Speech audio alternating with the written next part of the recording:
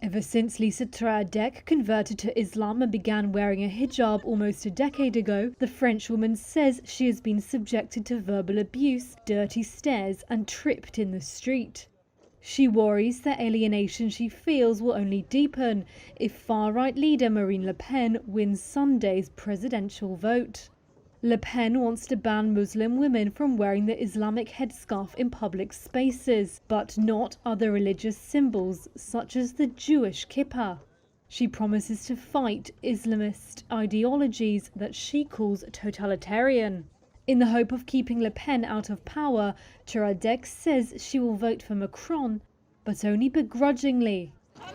Clearly, my identity is being instrumentalized in the public space. People apply political logic to something that is not political at all, that is intimate, that is personal. Wearing the veil really is a very personal choice, and it is at no time a political choice. The president's track record on Islam has left her deeply disillusioned and convinced that anti-Muslim sentiment is on the rise in France. Data supports how she feels. Interior Ministry figures show a sharp rise in anti-Muslim discriminatory and other acts in 2021, even as other faiths saw a decline.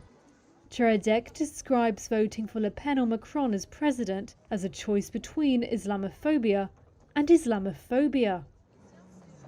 Something master's student Sherazeh Ruba agrees with.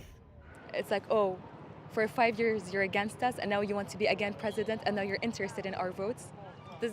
And the worst is that we're actually going to vote for him because Le Pen is much worse than him. Macron says he will keep fighting what he calls Islamist separatism and defend French secularism, which he says allows every citizen to freely practice their faith. He says he's against banning religious symbols in public space. Polls show that a Le Pen win on Sunday is improbable, but not impossible. In 2017, when both candidates faced each other, Macron beat Le Pen with 66.1% of the votes. However, many Muslims have said they will not vote as a unified bloc for Macron.